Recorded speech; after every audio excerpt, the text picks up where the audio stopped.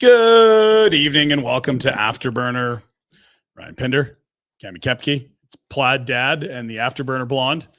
Welcome to it. I don't recall the circumstances of our last broadcast, but a loss tonight for the Calgary Flames 5-1 to the Utah Utopias, the hockey The club. Winnipeg Ice, if we're being honest with the color scheme. The Maine Black Bears. We're disputing this.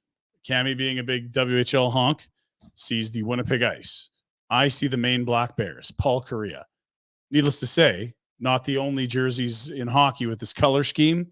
Not a successful scheme for, well, it was for them tonight, I guess. What am I talking about? Utah 5-1, decisive, and a second straight decisive defeat handed to the Calgary Flames.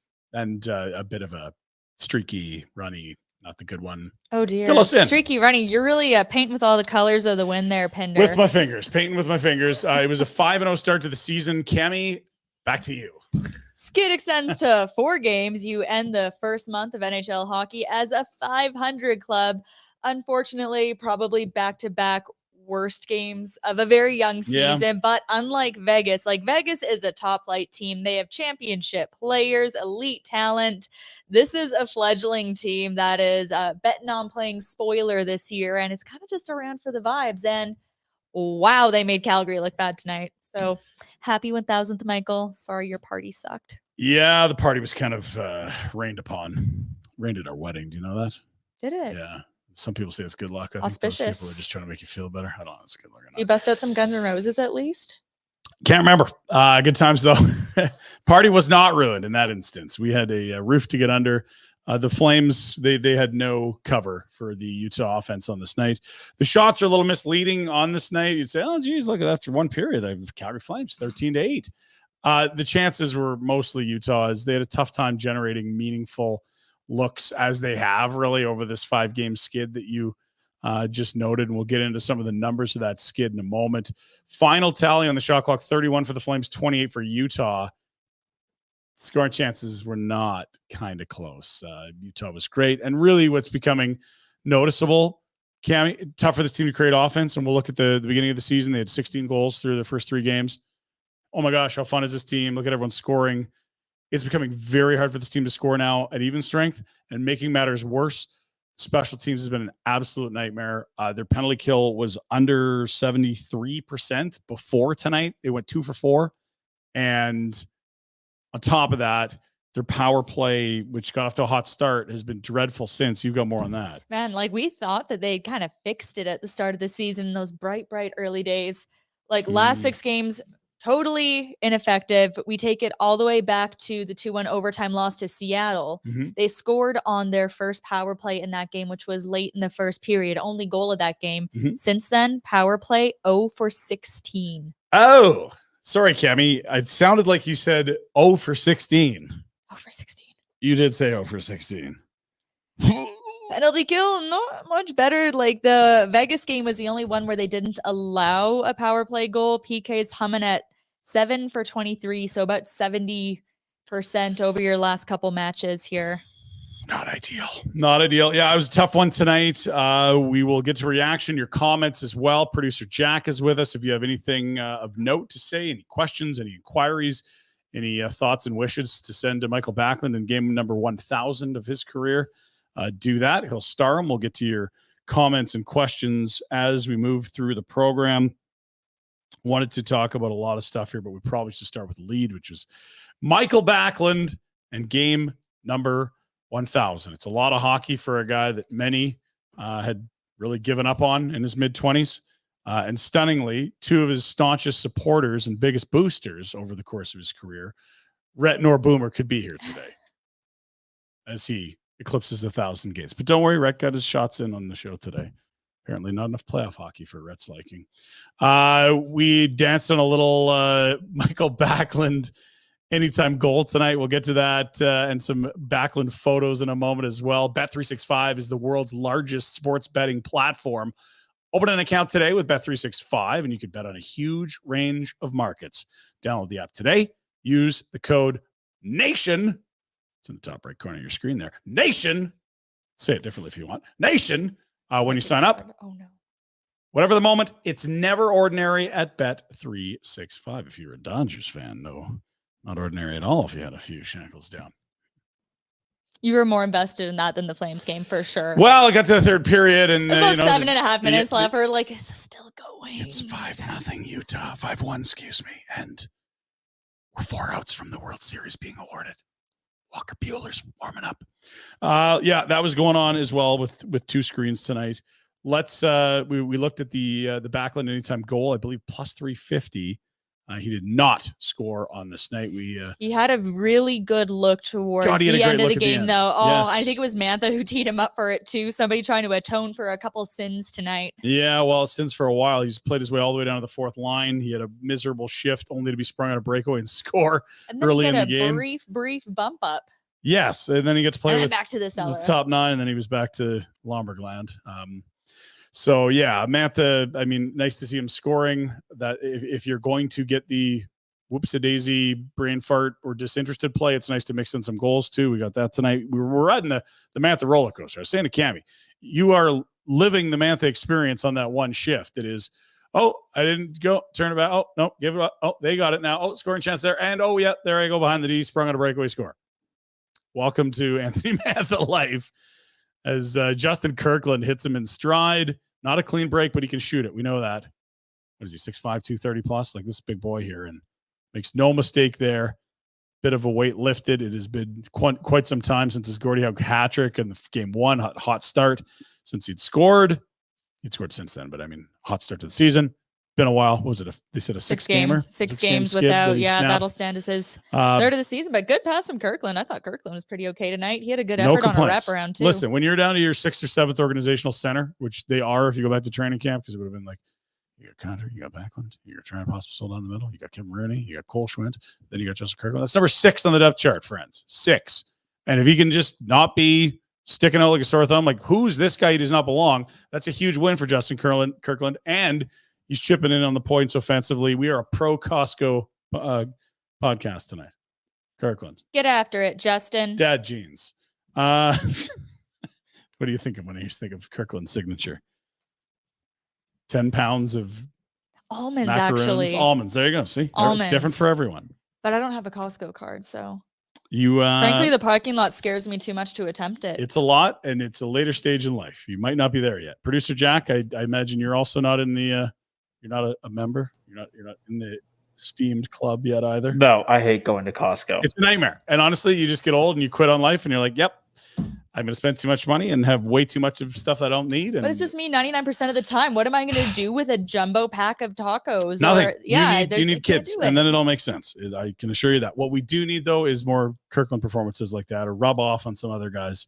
It was not pretty tonight. Backlund did have that great chance at the end of the night. Would have been nice, but it's kind of almost in Backlund-esque fashion that he didn't bury it. He's never been a great finisher. The shooting percentage is not NHL average. It's his play away from the puck and his defending and his ability to play against other teams' top centers that's really made him elite. And on top of that, I noted it on Barn Burner today. The durability was a massive, massive question mark in his mid-20s. In fact, a liability. It would be the blemish on the resume. He's missed 2 games in the last 5+ seasons. That's 5 seasons plus now 10 games. 8 games missed in the last 9 seasons plus 10 games. So almost a decade of hockey. He's only missed 8 games. And this was a guy that routinely had injury issues. So that's, to me, the most impressive part of his career.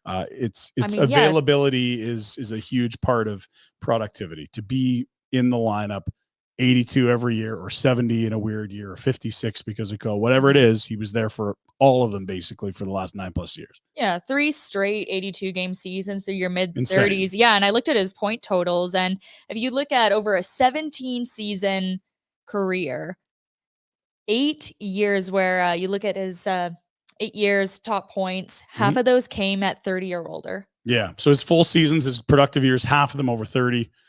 Not quite Giordano-esque, like in terms of the crazy outlier of late blooming, but he has been a fine wine, not a mayfly, if you get the drift. And it was crazy, like seeing it again come up on the screen. Like Giordano was agonizingly close to getting 1,000 with one team, 51 games away. 949 before the expansion draft threw a wrench in the plans for Giordano, who may have been a one jersey player. You never know how things would have ended. Well, you were even saying like, if he didn't go in the expansion draft, you probably could have kept him and still dealt him at the trade deadline. If the next you wanted, I mean, who season knows where they're at? But yeah, like he could have And he hit still would've 1,000, hit it. and you don't even have to worry about you don't want to turn him in. He was a career Flame at that point. Let's get some more Backlund love before we get back to this game. Cami, we've got a bunch of stuff, including a few tweets from you earlier today. We showed the Swedish pals. They were all over the broadcast. Love the jerseys. Jack, let's dump the folder. Empty your holster. Anything Backlund, let's get at it. Look at this. This is a tweet from a friend of the show. That's the Afterburner blonde Cami Kepke. Look at young Michael. Bedroom eyes. Mikhail. Called me Mikhail. I do remember him as a Kelowna Rocket. I was doing play-by-play. There's Luke Shan, Tyler Myers. Tyler Myers tall, hey? That neck. Yeah, a lot of neck there. Anyone who watched America's Next Top Model in So on this demo, I don't know if someone has people. ever, you know what? If there's one thing Miss J. Alexander did not like, it was no neck monsters. Tyler Myers could have won America's Next Top Model. I stand on that. Neck monster or not neck monster? No, they don't like no neck monsters. Oh, no neck monster. Neck. Yeah, you gotta have some neck. He's got some neck. He's got neck like Ogopogo's got neck. That's a large. So Ogopogo is just he's neck. All neck. It's neck and face. Yes, it's the underwater giraffe.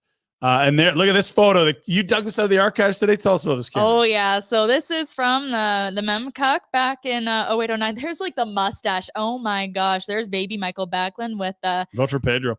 Oh gosh, yeah, and Ryan Huska there, and I'm not sure if we have the last picture, but also on this team was one Tyson Berry. Wow. Okay, I did not put that together, but there he is, bottom right, I guess, right? Not in this picture. That's not Tyson. I don't think that's Tyson. Him. I have another one. I tweeted another one after this. It's up there. And Ryan Huska with the I'm in the WHL suit and shirt and tie combo.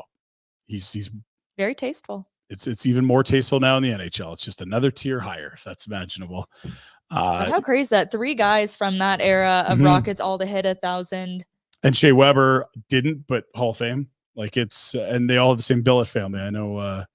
Yeah, Justin each of those guys Bourne got and Joey called up. Kenward are on in that story. Yeah, like Shea Weber was there, and then they called up Luke Shen as a 15-year-old, and he got to billet with Shea Weber. And then Myers came up, and he's staying with Backlund arrives mid-season. Yeah, I remember I was doing play-by-play in Penticton, and aunt and uncle lived in Kelowna, and I was very curious about this Flames prospect, Mikhail Backlund, that was drafted in the first round. He was assigned to Kelowna and went up, caught him at a couple of games at Prospera? What do they call it? Prospera Place. And I think when we look back at the career, some people are left wanting more only because for some reason they just thought this guy was going to fill the net.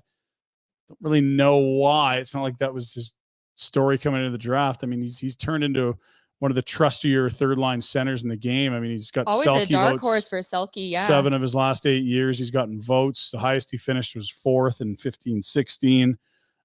He's a great player. He's aging nicely. Guys that skate and think well age better than guys that don't skate well and don't think it. So I think he's got a shot at Iggy's 12-19. It's 219 games away. He's got this year and next year left on an extension. He would have to have another year on top of that and stay healthy, but he's done that for 9 years. It'd be a pretty good farewell to do it in a new building. That'd be kind of cool. Quite a that would legacy. be it, wouldn't it? Because next year's going to be 25, 25, 26. 26, 27, and then 27, 28. It's new rink. It's the Backlund all-time games played career. And at that point, maybe then Boomer and Rhett will mention Michael Backlund before the 44th minute of the milestone night on that show. That was egregious. I was listening along today. I'm like, did I miss something? Why aren't they No, talking they just don't like him for whatever reason. Or maybe they just like him a little, or they're embarrassed about how off they were on the takes of his career early on. But hey, when I'm not here, Boom rips on me, so we'll play Evie Stevie. There's the solo lap ahead of time, and there are the fellas. Enjoy a good dirty soda tonight, boys. Is that what you get served at this time of night in Salt Lake? It's a big thing in Utah. Yeah, no, since there's quite a Mormon population, and they don't drink. I'm trying not to be a dick. I'm just being a dick. They don't drink coffee or tea, so they do drink a ton of pop, and they call it dirty soda because you put in like all the different crazy syrups and stuff. Yeah, I don't need that. I don't know. But can I put on my Ryan Pike hat for a minute? As soon as you acknowledge the comment on screen. This is, you're part of the club when Dean tells you to shut up. I've been getting it for 10 yeyears. Gould got one in the chat tonight. Good to see that. Welcome in, Mike. Big hug. Big hug. Okay, put on your Pike hat. All right. It looks like you got we got some trade treatiness. So we mentioned Shea Weber. Yeah. Still technically under contract with Utah. But we also talked about Ian Cole. Okay. So we got a trade tree.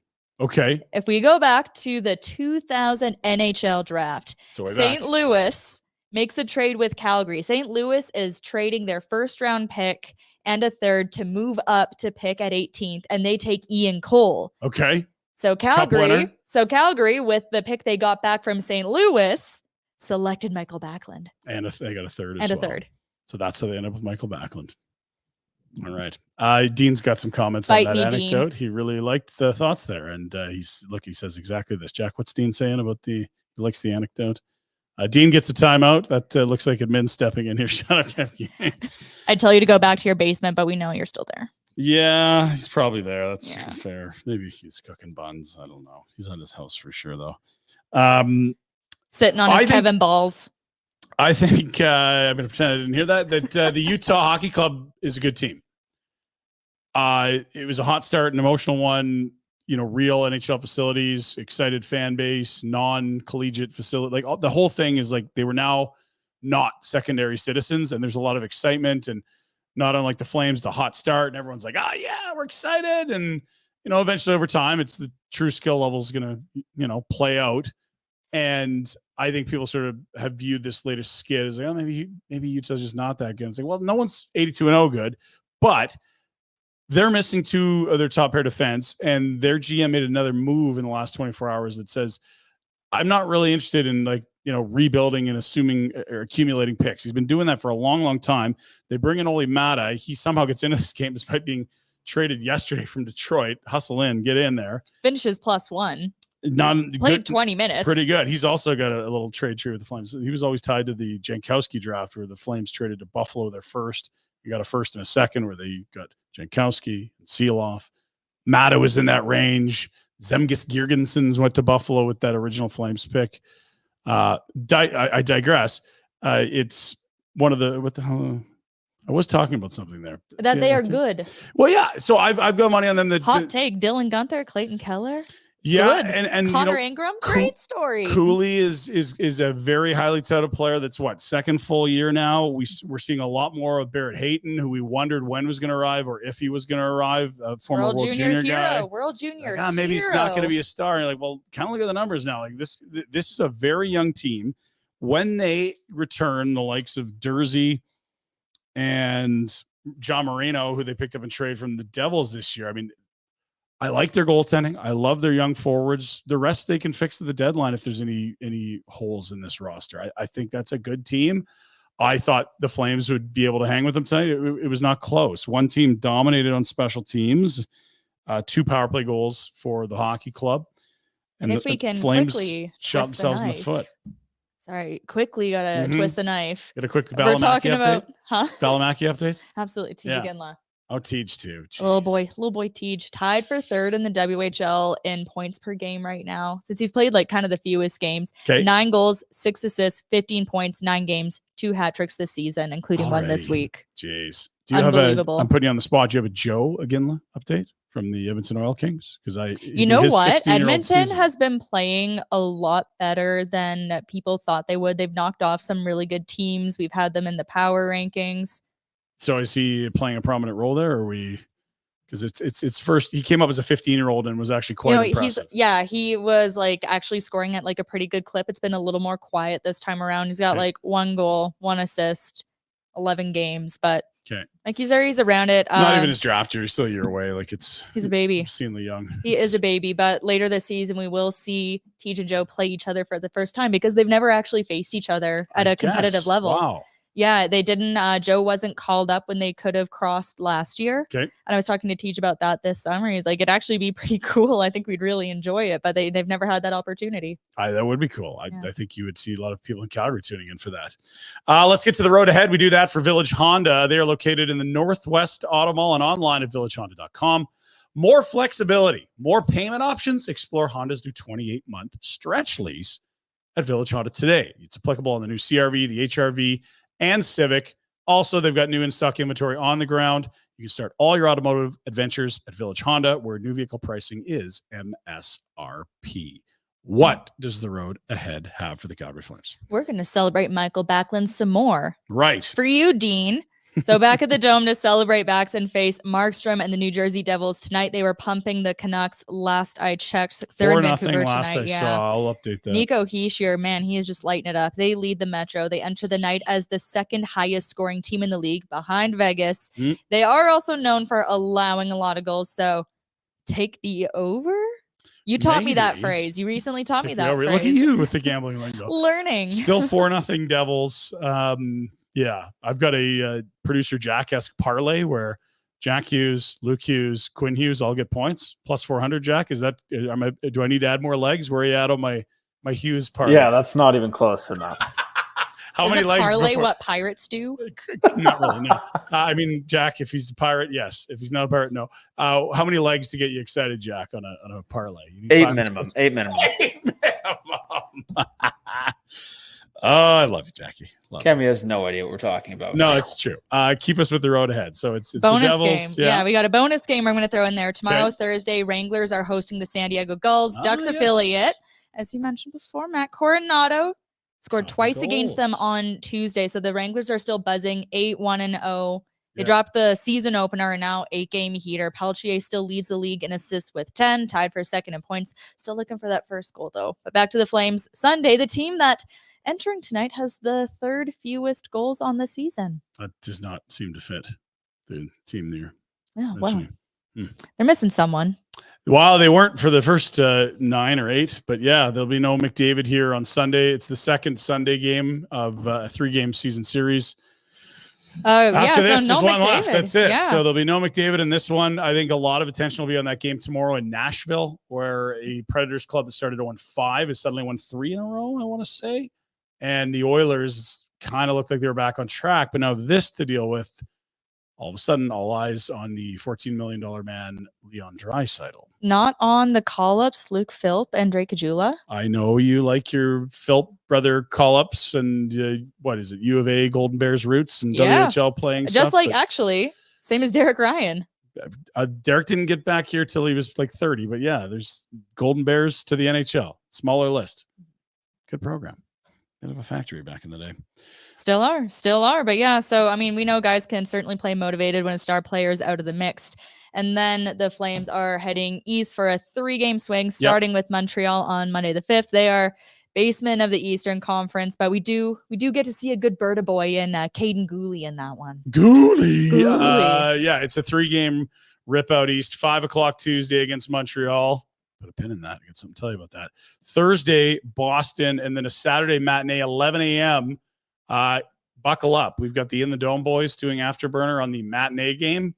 So if you bring your children to a pub or maybe your uncle's a sailor, the vernacular is going to be fine. Otherwise, careful with the children on the Afterburner Saturday afternoon with Mike and Jordan, the In the Dome boys, whose podcast is definitely worth a few spins. It's a good one. Speaking of children, what do you think of Sam Honzek and his return from injury? I think Sam Honzek looks like he's ready for some time in the American Hockey League. Cami, what do you think of Sam Honzek?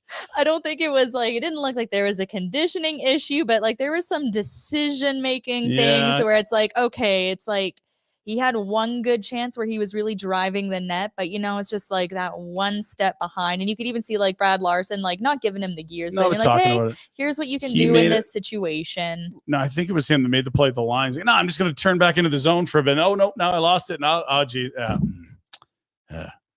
I tell you what, like he didn't play anything near a full season for the Vancouver Giants last year.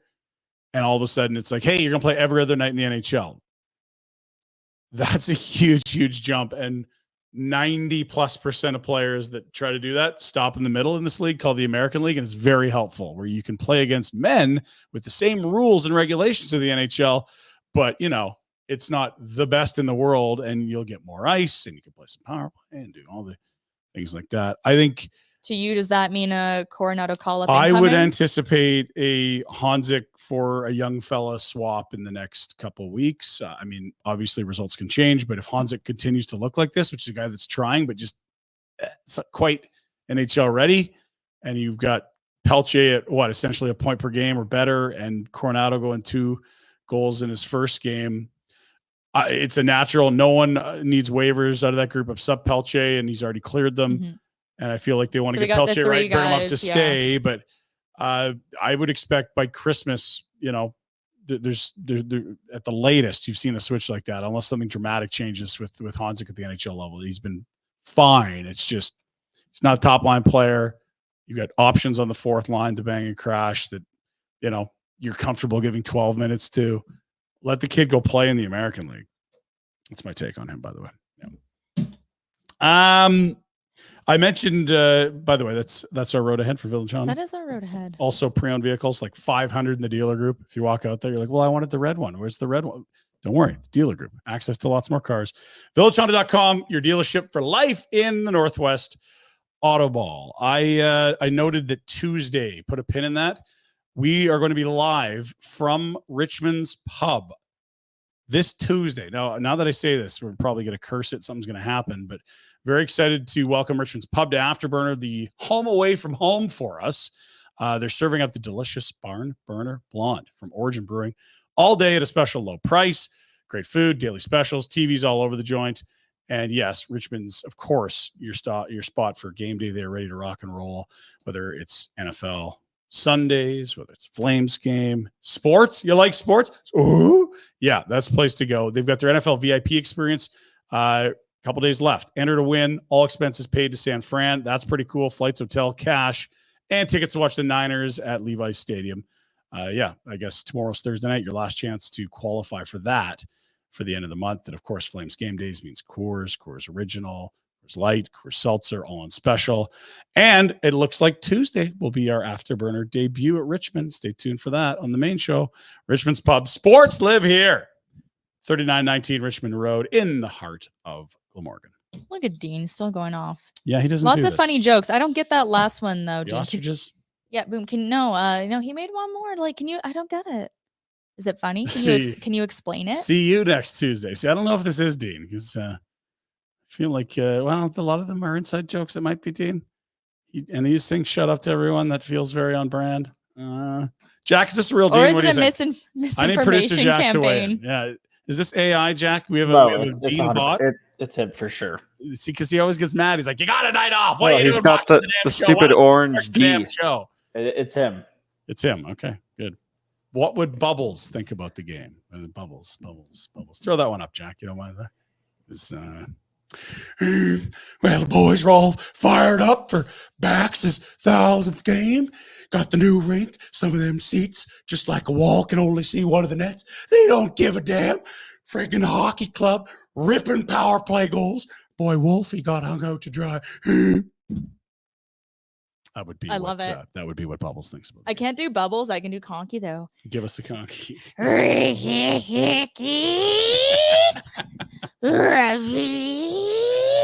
What has this show turned into? Shoot us into space, Jack. Wolves. New lines. I wanted let's go to that talk first. about them a bit.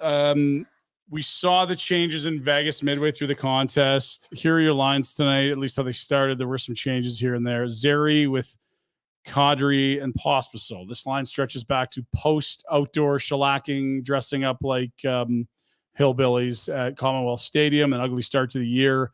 Pretty much felt like it was saved by getting Pospisil and getting Zeri, not just up and on the big club, but flanking Nazem Kadri. That line all of a sudden is creating chances, bringing energy, creating emotion in the game. They're trying to find that again. Haven't quite seen it. I mean, they're out there, but it's not doing what it did last year at this juncture. We'll see if they stick with it. Honzek was playing with Backlund and Coleman. I don't know that's the best spot for him. You're going from WHL last year to, we're going to play against the other team's top line as many shifts as the coach can get us out there against them. That's tough. Then it would be, I guess, as we move down, Kuzmenko, Sharangovich, and Huberdeau, the we like offense line. And Start us in the offensive zone only, don't please. you dare put us in front of Dustin Wolf if they're dropping the puck. And Sharangovich back down the middle. And then the fourth line became Kirkland, Lomberg, and Mantha, who's played his way to the fourth line, to be fair. A goal tonight, but again, the full Mantha experience. The pairs swapped as well. We saw Pahal slide up to play with Uyghur. And the consistent pairing all year has been Ball and Anderson. They've been good. I liked Ball tonight. And Barry came into play with Bean, double Bs, as you get Barry on his right side. Don't mind him on the power play. I do wonder how they're going to keep him in this lineup regularly, though. And look, that's why he's played, 3 games out of the 10 or so? Just a touch. Not a ton. So challenges ahead for the roster for sure. I don't know that anything we saw was, wow, you got to throw that back out again, or what you do if you're Husky. Now, you've played the card. Do you ride it out for another couple games, or is it like, no, we got last change, we're back at home, back to the old Jazz standards? We'll see on Friday night against Markstrom and company, the Devils, who were up 4-0 at last check. It's a tough one to judge it off of, too, just because so many of the usual reliable players, this was sour. But that wasn't my favorite game from Kadri, who I think has been quite good this year. I've had a lot of fun watching him, at least, and even like Coleman, I'm like, this was they both took penalties. Not your game, my man. Coleman's penalty, I didn't love the boarding call there. It happens when they're down 5-on-4 and sets up a 5-on-3. If it's the only thing out there and it's 5-on-5, okay. And they get scored on with 5 seconds left on that 5-on-3. When you're already down 5-on-4, that's usually the ones the refs kind of just look away a bit, because it wasn't egregious and they're already down a man. And you're right, it sets up what stands to be a pretty important goal. It makes it 4-1 and really kind of puts things out of reach for the evening.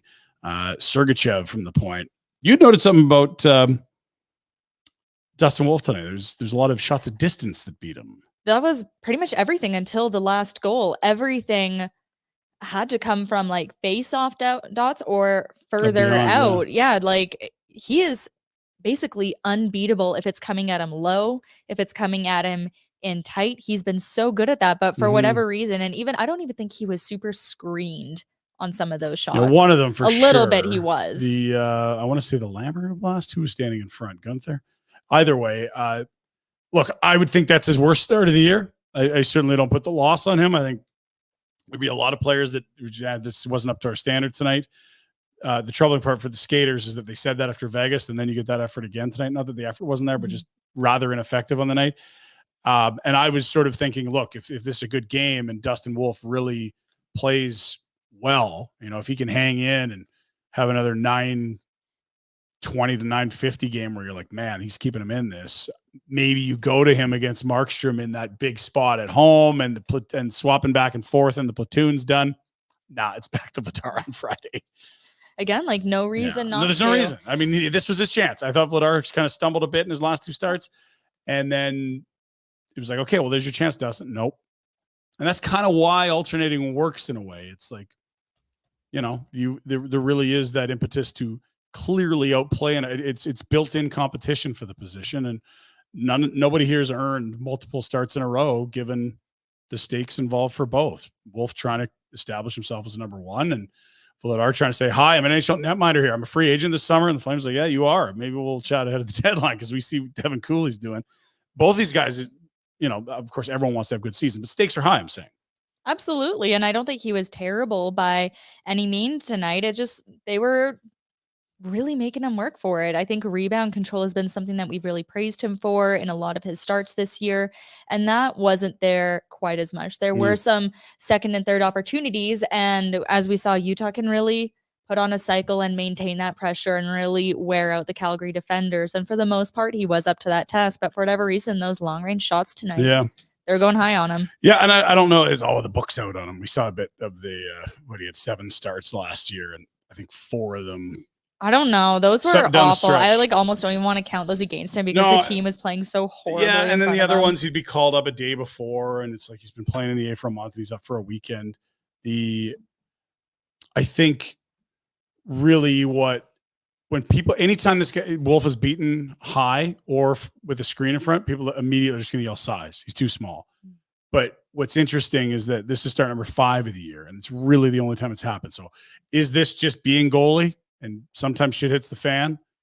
I think that's probably much more likely than it is, aha, they figured him out, which, if that was the case, I don't know that he would have had the nice run of play from the end of last year through till tonight. So not a great game for Wolf, nor many in the red jerseys tonight. He did get the one goal called back though. Yeah, that should have come back, and it did, as Pahal ran into him. Yeah, or Pahal was kind of shoved into him. Cooley bowled him over. Jocelyn in front of the net. Cooley bowls Pahal into Wolf. The skate blade comes flying in. That was up high. I think it, honestly, I think his skate ticked off the crossbar on the way down. People wondering what Jim Benning would think about Wolf's performance. Well, clearly Dustin's a big part of what they're trying to build and stuff in Calgary. I remember when Trev and I were talking about Thatcher Demko. Similarly, the Flames could have drafted him and stuff, but they took Mason McDonald, who went to development camp 5 times and turned into nothing. I don't know, kind of faded at the end. Thank you, Dean. That's it for impressions. We'll get you an Oscar for Christmas. Yeah, maybe a muzzle. We'll see what works better. Pinder finally using his real voice. I want to tell you about Derek Newman, good pal of the show. And hey, look, when you're making a real estate transaction, you want someone you can trust. You want someone dependable. You want someone who's got a great network, and you want someone you're like, well, how do I know this guy's a good guy? This gal's a good gal. Well, he's in the trust tree with us here on Afterburner. Derek Newman, growing now the Derek Newman Group with CIR Realty. Buying, selling, let Derek do the work for you. You can email dnewman@cirrealty.ca or give him a call, 403-619-6661. Complimentary in-house staging consultation. He's accountable, available at all times, since the email address and the phone number we just gave you. Whether it's the first time you've ever gone through the process, which can be confusing and tricky, or it's old hat, you've done it a bunch, Derek's going to help you hit your objectives and goals in buying or selling, including providing a comprehensive marketing plan, detailed analysis of comparable homes in the market. And he's also got the ability to find homes not even on the market that perhaps are about to get there. What if we get our paws on this before the general public? In fact, I know that's huge right now. No, I have friends who are just looking to buy a house, and they're like, this is the day we have to buy a house today. That is how crazy before it gets on the market. Let's go. That's a huge advantage. Take my money. If you're interested in buying or selling your home in the Calgary area, call Derek, 403-619-6661. He'll make it easy for you. Let Derek put his network to work for you. That's Derek Newman of the Derek Newman Group with CIR Realty. Man, it's going to be interesting on Friday. It is going to be Markstrom time. It is going to be a goalie that used to be an understudy of Markstrom playing Markstrom. It is going to be Kevin Big Bad Ball against his old club. And it's going to be a very good Devils team rolling in. Cami, give us the update. It was 4-0 last we checked, and then it was 5-0. Where are we at now? 6. So the Devils are blowing the I'll say it just doors off the Canucks. Jacob Markstrom looking at the clean sheet. Going for the shutout. He's got 18 saves so far. I wonder if they're cold enough. They'd just be like, oh, yeah, Calgary, just another night on the schedule. Jake Allen, your turn. We're getting Markstrom, right? I mean, I'm putting you on the spot, but there's no right answer. I know. I think he has to. You'd think what do you remember about him? Why isn't Allen playing tonight?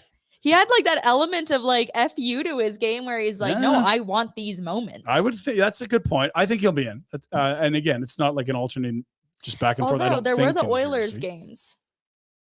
Yeah, we didn't see him. Less good in the Oilers games. Jesus, Dean. I mean, he's also probably not scared of this team. So no, I don't think so. That'll be interesting. And of course, the pregame ceremony will be the silver stick, amongst other silver things, given to Michael Backlund and his lovely family. And he'll be noted not just for 1,000 games on the ice, but all he's contributed to the community over his 17 seasons now as a Calgary Flame. Incredible. Second all time in games played. That's what's coming up next. Where are we at on this group? 5 wins in a row. I was scolded. Ryan, what are you trying to accomplish? When I was trying to really paint the picture of this is a hot run. Almost every team in the league will go on a hot run. It's now 0-4-1 since then. It is now 5-4-1 on the season. They are a hair above 500. And they've lost a lot of ground on teams that they had established.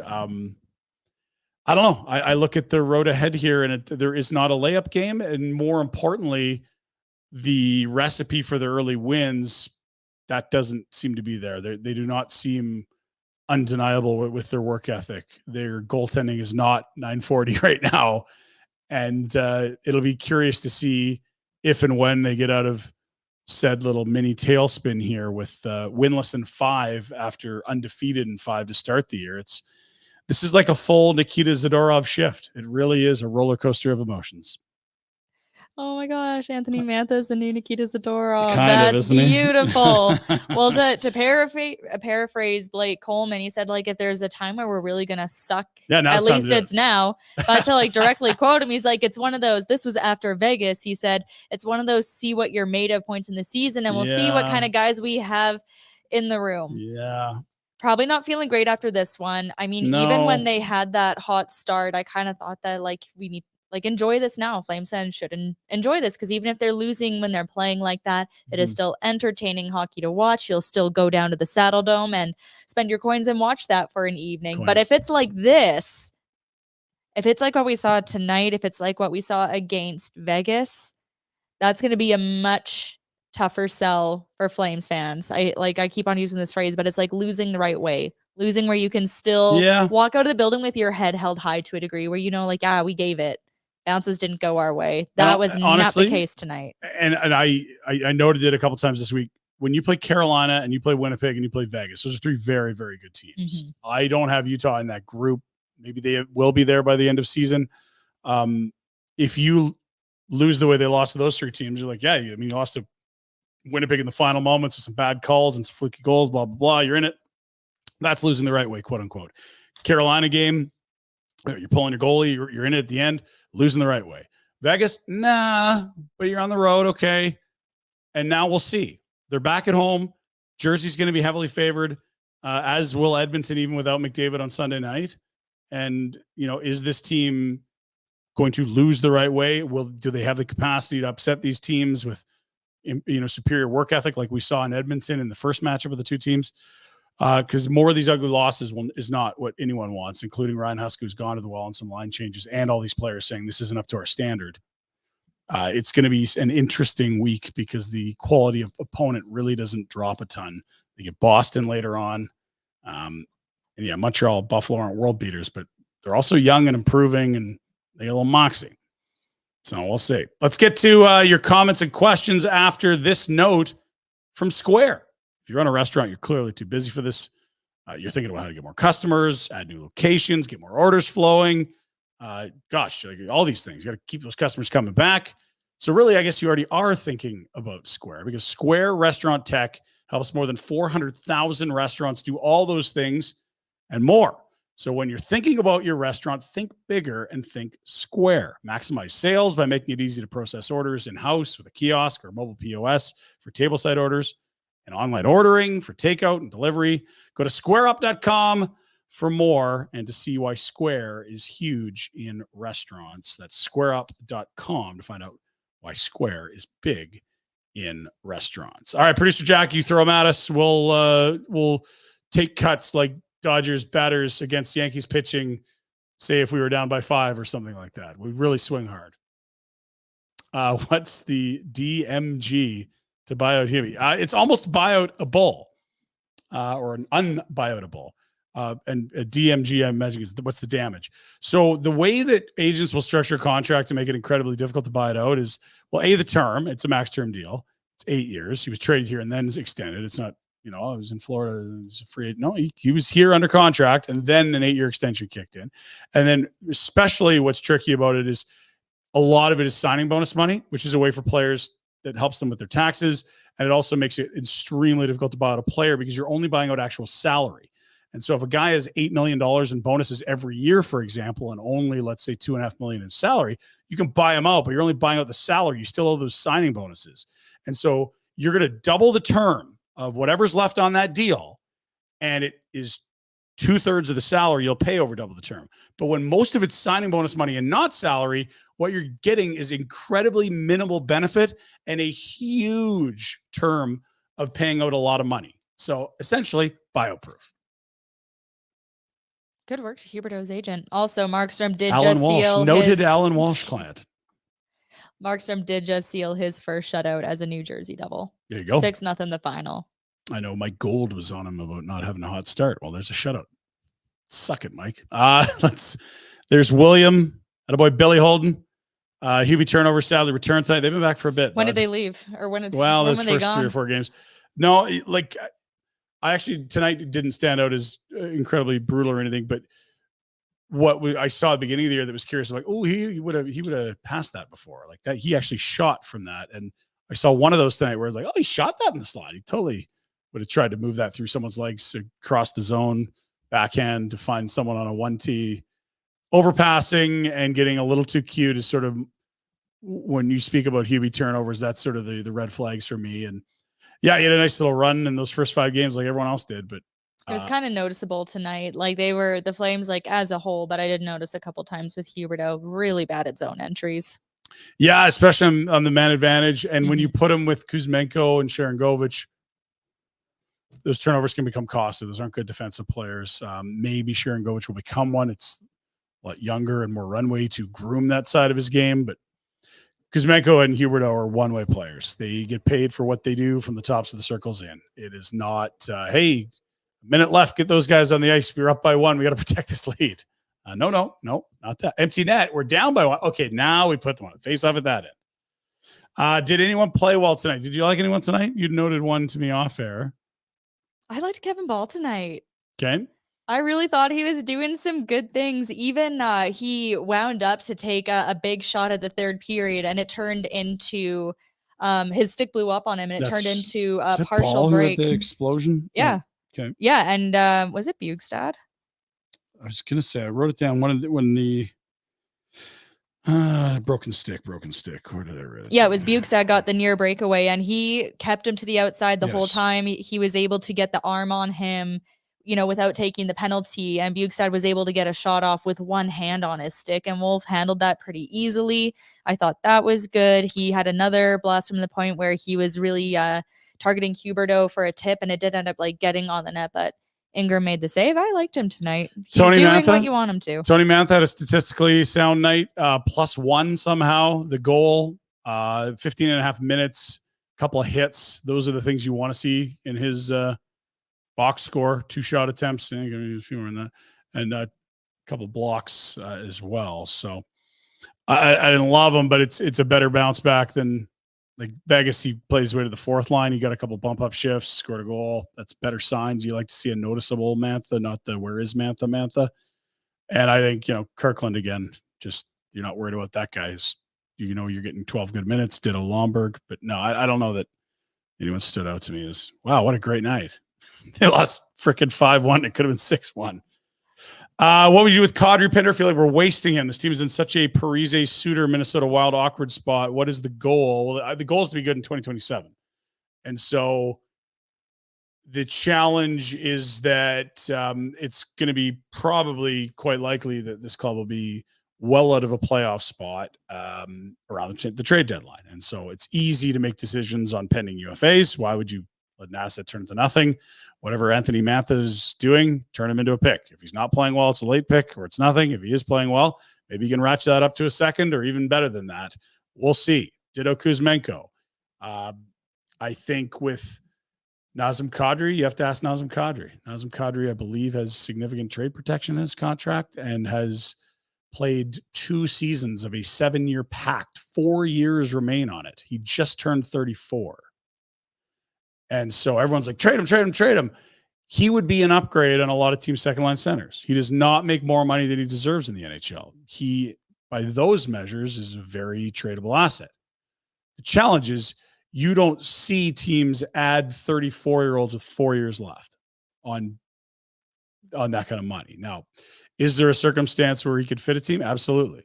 Is there a team that feels they have a 2-3 year window and at that point you're burning the boats anyway? Maybe Nazem fits there. Typically, those teams don't have a lot of cap space. Maybe it's Washington. I don't know. So I don't want to say it's impossible to trade the guy, but I think it's an incredibly challenging trade to make because A, players got some say. B, there's incredible term remaining. And C, which I haven't mentioned yet, the Calgary Flames have no NHL centers. Yeah. Are Kevin Rooney and Justin Kirkland centers for sure on a contending NHL team? No, they're probably in the AHL. And so now Michael Backlund, who we know is best served as a 3rd-line checking center, that's, kind of the calling card. If he's on your 3rd line, say, oh my God, are you good? 2nd line, okay. he can't be your only center. And so, well, and like you said, like Nazem has say, and granted, like in public, he's been saying kind of quote unquote all the right things. Of course, yes, because he thinks they're good, and they were good 5 games in. But how he feels when they're 10 games out, that's going to be where the rubber hits the road, right? But I do also think he did find a lot of satisfaction last year in having a good season for himself, but also being pretty key in bringing along younger players. Yeah, I think a lot of people expected the way it ended with Sutter, that because Nazem wasn't great down the stretch. He was an all-star that year. There was the famous 3 turnover shift late in the season in a must-win game, I think, against Chicago. Like, it got a little ugly there for a bit. But he had a great year last year. I mean, he flirted with 30 goals. I think he was 1 away. He should have got 30. I thought he should have been their all-star last season. Yeah, and he's been a value player. Lindholm was, what a joke. And yeah, I'm now looking at the contract, trying to decipher exactly what kind of trade protection that he's got. So just bear with me for a moment. 7 years. His contract was signed. He's got a no-move clause the entirety of this year, next year, and then a modified no trade for the last 3 years of the deal. So it's an incredibly difficult thing to do, because you need to have another GM, you as Craig Conroy, and Nazem Kadri on the same page about where and when, and everyone has to think it's a good deal. It's hard to make a deal where 2 parties are happy. Add a third, and I think it just becomes even lower probability. That's my Kadri synopsis. And that's that on that. That's that on that. What else can we get to? Why do hockey players make good friends? Sorry, Daryl, I don't believe you're real. That looks like a bot. We're gonna have to move to the next question, Jack. Sorry, Daryl, that's a tough one there. Shame about that Oilers injury. Will there be hippos on the Pinder report tomorrow? Alex, tomorrow's Halloween. Hippo hijinks. We did it once. I mean, we clearly have exhausted all the hippo videos in the world. So, I mean, we'll focus on Halloween tomorrow. I can't believe it took you this long to find Moodang. Yeah, you had a correction on Moodang that was an important. Actually, it wasn't you. Someone on Twitter today said, like, you guys are. How are you just finding out about Moodang? That's what you said. And someone online had noted, yeah, you called him the whole segment. Apparently, Moodang, female, not male. I'm not great at identifying young hippos by gender at this juncture. What I actually told you was Moodang must have hit Facebook by now. Yeah, now the olds are into Moodang. I did see a lot of Moodang around, but somehow we got into hippo land and we hadn't introduced Moodang to the show. So we're Moodanging a little later than others, but we're doing it. I think scoreboard pressure is underrated. The lack of goals making other areas look worse than they are. What do we mean by scoreboard pressure, Doogie? I apologize. Lack of goals. I mean, no matter, like, they're not scoring a lot in the last 5 games. Even if they were scoring lots, though, 19 against in your last 30 is not good. Yeah, it's over 6 a game. That's not ideal, Cami. I'm doing the quick math there. Cody asking, do you guys think Rasmus will want to trade before the deadline? I think Rasmus's opinion of his future with the Calgary Flames is entirely dependent on how competitive the hockey club is. So he's got this year and next year left on his deal. He's making probably just barely over half of what his market value is right now. Like, he's an absolute steal at $4.55 million. He's probably a guy that commands 7.5 to 9 a year, depending, where the cap's at in 2 years and where his play's at. It's easy to talk about him the way that people talked about Lindholm as a potential trade piece. Like, the value for what the cap hit is nuts. It's higher though, because you got 2 years locked in it. Like, it's only going to become a better deal next year because the cap's going to go up and he's going to eat up an even smaller percentage of the cap with his $4.55 million. And so you could, if Rasmus is like, look, this ain't for me, I think you'll get a haul for him. You could also say, Rasmus, hang on. You're going to see Coronado, Pelche, Brstevich, Zane Perrick's going to be here next year. We might have Gridden up by then. Basha is going to be pushing for, like, just trust the process. We want you to be one of the elder statesmen here. And Rasmus might want to be. He might see that happening. The other thing that kind of hurts him is he's a right shot D, and you got some right shot D in the system. Zane Perrick, he gone out last year, Rasmus. He's quite a bit younger than you, like a decade or so. And then you've also got Hunter Brstevich, who's having a really nice rookie campaign in the American League as a right shot guy. So are you just going to block up the right side? And sorry, there's only one top 4 job here for right shot D. Do you slide Rasmus to his left? That's what they've done with Uyghur. Uyghur's a right shot that plays the left side. I don't know. It's interesting. It's going to be what Rasmus wants. And listening to Craig Conroy all offseason, everything he said is that he's not going to start calling around. Like, he doesn't want the headache that last year was with all these guys just pacing around waiting to get traded.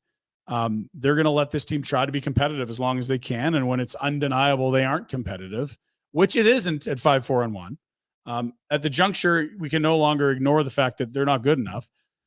Okay, now maybe you have that awkward conversation. Listen, Ras, we love you. You've been a great Flame. What do you want in the future? Do you see yourself surviving another couple leaner years before this team turns the corner? Would you like to, now in your prime, head to a contender? Like, talk to us, because he'll be worth a shit ton on the market. It's 2 years. It's 2 playoff runs. It's 2 years of getting a steal on the cap. It's up to Rasmus. Next. Is that it? Maybe that's it. We're going long. It's almost an hour. Jack, what's your bedtime? No pressure on teams when you aren't scoring. That's what I mean with scoreboard pressure. Teams are no longer chasing games because we aren't scoring. I don't know. Like, I get what you're saying. I don't know if I agree with that, though. Like, I feel like, especially with the power play, it feels like a weight that is getting bigger and bigger and bigger. It's like the team is collectively, Atlas, slowly getting crushed under this giant ball that just says we cannot buy a goal. The last year, there was times where, it started as a joke, but you were serious. You're like, oh shit, they got a power play. They were just playing well, and now this is going to sap the momentum. Or decline it. Can you decline a power play? It got that ugly. We're not there yet, but it feels like we're headed to Mark Savard land with this power play right here. No power play goals in your last 16 opportunities isn't panic territory. Well, I mean, look, you're a weekend of good production away from being in the middle of the pack in the NHL. I certainly think there's lots of reason for concern. If you look at the last 5, if you look at the first 5, you'd say the opposite, right? So let's let the sample sizes grow. But yeah, there's a lot of pressure for them to score. And back to the original question, when you have a lead in hockey, it's an easier game to play. And yeah, you move the pressure to the other guys. But part of the thing about having a tough time scoring is it's hard to get leads. I mean, that's why I don't really understand the question. I feel like we all understand this is not a supremely gifted team that's just going to fall out of bed and outscore teams. And so when that's not the case, when you aren't a high scoring team, it means you really don't have a lot of room for error other places. And you saw it with the goaltending tonight. They couldn't outscore, not a great night for Wolf. And it's the only not a great night he's had all year. Did you watch Chernobyl on HBO? Yeah, it's horrifyingly spooky and awesome. Yeah. It is so good. Actually, I have a really good book called Voices from Chernobyl, which has a lot of firsthand accounts, and it is terrifying, but it's an incredible read. Some of the dialogue, I have an analogy to make, but I just wanted to say analogy to the Flames. But the dialogue in the series, a lot of the lines are actually like lifted straight from the book and the firsthand accounts, which I thought was pretty cool. Okay. But at the beginning when they're like kind of like nothing bad's happening, it's all okay. 3.6 round again, not great, not terrible. It's starting to feel a little bit like that, where it's like, is there something bigger coming that we're pretending isn't there? I agree. It's just that we can't sit here and say don't overreact to 5 games when they go 5-0, and then when they go 0-4-1, be like, we have to react to this. This is real. That wasn't. I mean, the sample sizes will grow, and we'll learn who they are. At this point, they've had a stretch where they've looked very good, and they've had a stretch where they've looked outclassed. The truth is probably somewhere in the middle. Nuance on this show. Nuance. The nerve. Don't make me look up a word here, Cami. Okay. I think, Jack, anything else you need to fire in there before we bidded you? How much salt you put in the water when you're brining pork chops? I've literally never made pork chops in my life. Dean's going to be disappointed. It's important, though, that you brine your pork chops. That's what we learned on the show the other day. I feel like this is a test. Mike Gould would know the answer. I'm going to say a couple teaspoons, Dean, but you got to be brining. Always be brining. ABB. Afterburner Blonde. Always be brining. Might have to end it on that, Jack. I don't know if we're going to top that. If only there was an answer that we would be in the comments to verify that we were closer, not close at all with our multiple, some-sized spoon of salt. Would be more than a pinch, right? Oh, and then start the party, Los Angeles! Your Dodgers have won the World Series!